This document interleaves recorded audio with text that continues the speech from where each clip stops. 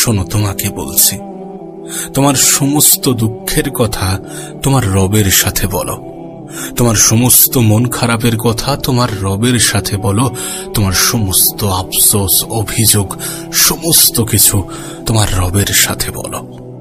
যদি কারোর প্রতি কোনো রাগ, কোনো অভিমান, কোনো অভিযোগ থাকে, তাহলে রবের সাথে বলো। যদি কাউকে নিয়ে কোনো বিচার দেওয়ার থাকে, সেটাও রবের কাছে বলো। যদি জীবন নিয়ে কোনো অপূর্ণতা থেকে থাকে, সেটাও রবের কাছে বলো। না, এখানে তোমাকে ওয়েটিং লিস্টে ফেলে রাখা হবে না। এখানে যোগাযোগ করার জন্য কোনো মাধ্যমের প্রয়োজন পড়বে না। এখানে কথোপকথন করার জন্য কাউকে মাধ্যম হিসাবে ব্যবহার করার প্রয়োজন পড়ে না। কোনো পীর, কোনো মুরিদ, কোনো মাওলানা, কোনো স্কলারের প্রয়োজন পড়বে না। নিঃসন্দেহে তিনি সর্বশক্তিমান, সব ক্ষমতার ঊর্ধ্বে সব থেকে বেশি ক্ষমতাবান। নিঃসন্দেহে তিনি এ পৃথিবীর সমস্ত কিছুর উপরে নিজের আয়ত্ত রাখেন। তিনি চাইলে সমস্ত কিছু করতে পারেন। তিনি চাইলে সমস্ত কিছু সম্ভব। কোনো গরিবকে ধনী করা সম্ভব, কোনো ধনীকে গরিব করা সম্ভব, কোনো অসহায়ের সাহারা দেওয়া সম্ভব, সমস্ত কিছু সম্ভব। তারপরেও এখানে কোনো ভিআইপি টিকিটের প্রয়োজন পড়ে না। রবের সাথে যোগাযোগ করার জন্য কোনো পারমিশনের প্রয়োজন পড়ে না। তুমি যে কোনো পরিস্থিতিতে, যে কোনো অবস্থানে, যে কোনো সিচুয়েশনে, যে কোনো মুহূর্তে, পৃথিবীর যে কোনো স্থান থেকে তুমি তাকে স্মরণ করতে পারো। তুমি রবের সাথে নিজের অন্তরের কথোপকথন জারি রাখতে পারো। আর রবকে যেন ওই পৃথিবীর কোনো মানুষের মতো ভাবতে যেও না, যে এক কান দিয়ে শুনবে আর এক কান দিয়ে পার করে দেবে। তিনি এ পৃথিবীর মানুষের মতো নন। তিনি শ্রেষ্ঠ, তিনি শক্তিশালী, তিনি উত্তম, তিনি সর্বজনীন শ্রোতা, তিনি সর্বজনীন দাতা। এমনটা নয় তুমি অন্তরের স্থল থেকে রবের কাছে কিছু চাইবে আর তিনি তোমাকে বঞ্চিত করবেন। যদি সত্যি সেটা তোমার হিতে হয়, যদি সত্যি সেটা তোমার জন্য উপযুক্ত হয়, তাহলে তিনি তোমাকে কখনোই বঞ্চিত করবেন না। যদি তোমার পরিকল্পনা এবং রবের পরিকল্পনা এক হয়, তাহলে নিশ্চয়ই তুমি পাবে। যেটা চাইছো সেটাই পাবে। আর যদি না পেয়ে থাকো, তাহলে মনে করবে সেটা তোমার জন্য উপযুক্ত ছিল না। কারণ তুমি তোমার ভালো মন্দ সবসময় সঠিকভাবে বিচার করতে পারো না। আমরা আমাদের ভালো মন্দ সবসময় সঠিকভাবে বিচার করতে পারি না, কিন্তু তিনি সমস্ত কিছুর সঠিক খবর জানেন। তিনি সমস্ত কিছুর সঠিক খবর রাখেন। একটা উদাহরণ তোমাকে দিই। সাপোজ তোমার একটা স্বপ্ন আছে যে আমি একটি গাড়ি কিনবো। তোমার একটা ড্রিম কার আছে, একটা ড্রিম গাড়ি, যেটা পাওয়া তোমার কাছে একটা স্বপ্ন। সেটা বাইক হতে পারে, সেটা 4 হুইলার হতে পারে, যা কিছু হতে পারে, কিন্তু সেটা পাওয়া তোমার কাছে স্বপ্ন। মানুষের জীবনে স্বপ্ন থাকতেই পারে, আশা থাকতেই পারে, ইচ্ছা থাকতেই পারে। আশা, ইচ্ছা এগুলো থাকাটাও প্রয়োজন। কিন্তু হ্যাঁ, একবার ভাবো যে সাপোজ তুমি সেই গাড়ি, মানে তোমার সেই স্বপ্নের বাইক বা স্বপ্নের 4 হুইলার, তুমি যেটা চাইলে রবের কাছে, সেটা পেলে না। তুমি রবের কাছে চাইলে, কিন্তু রব দিলেন না। তার মানে কি এমনটা যে রব তোমার শুভাকাঙ্ক্ষী নয়? তার মানে কি এমনটা যে রব তোমার ভালো চায় না? তোমার আল্লাহ তোমার অন্তরের কথা শুনেও সেটাকে ইগনোর করলেন না?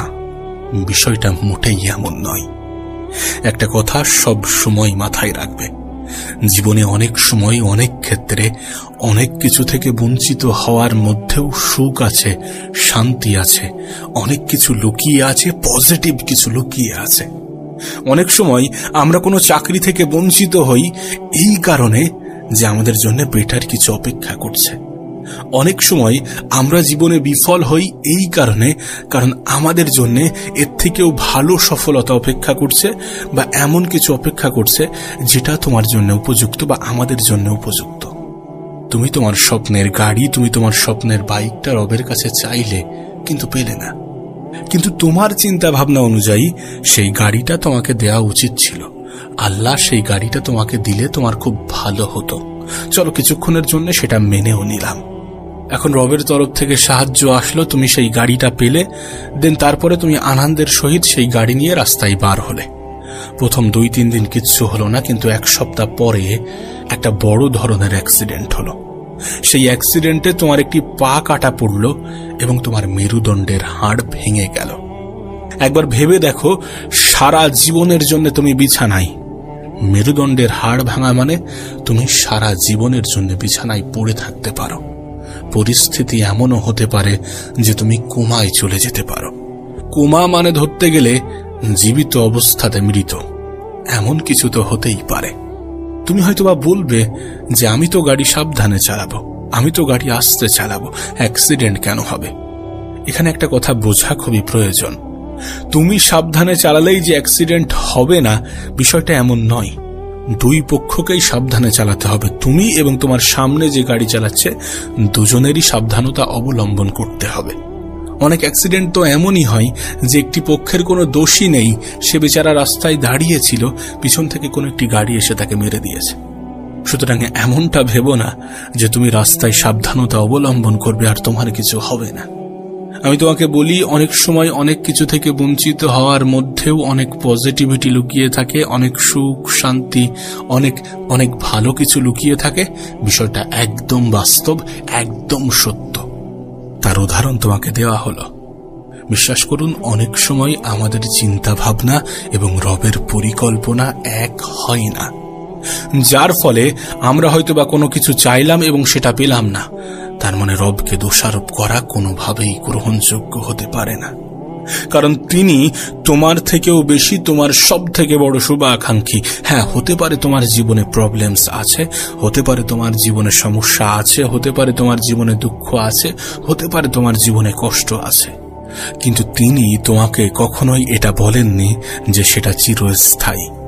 এমনটা নয় যে তোমার দুঃখ, কষ্ট, মন খারাপ এগুলো তোমার জীবন থেকে যাবে না, এগুলো তোমার জীবনের পার্মানেন্ট সঙ্গী, এমনটা নয়। তাই সর্বদা পজিটিভ ভাবার চেষ্টা করো।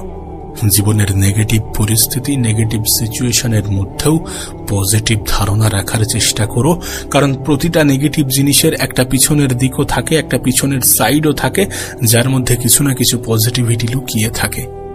আর একটা কথা নিজের অন্তরে গেঁথে নিও, তুমি তোমার রবের প্রতি যে রূপ ধারণা রাখবে, তোমার রব তোমাকে ঠিক সেই রূপে সাহায্য করবে। তিনি কেন তোমাকে সাহায্য করবেন না?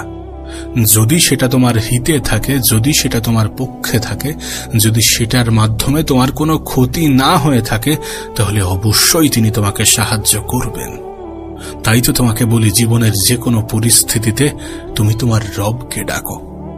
মনে রেখো, সেখানে কোনো পারমিশন লাগে না, সেখানে কখনো কোনো ব্যক্তিকে ওয়েটিং লিস্টে ফেলে রাখা হয় না।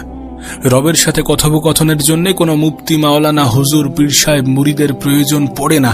সরাসরি তানার সাথে যোগাযোগ করা যায়, সরাসরি তানার কাছে চাওয়া যায়, সরাসরি নিজের মনের ইচ্ছা, আকুতি, আকাঙ্ক্ষা, আক্ষেপ সমস্ত কিছু প্রকাশ করা যায়। আর এটা মনে রেখো, তোমার রব তোমার ফিরে আসার অপেক্ষায়।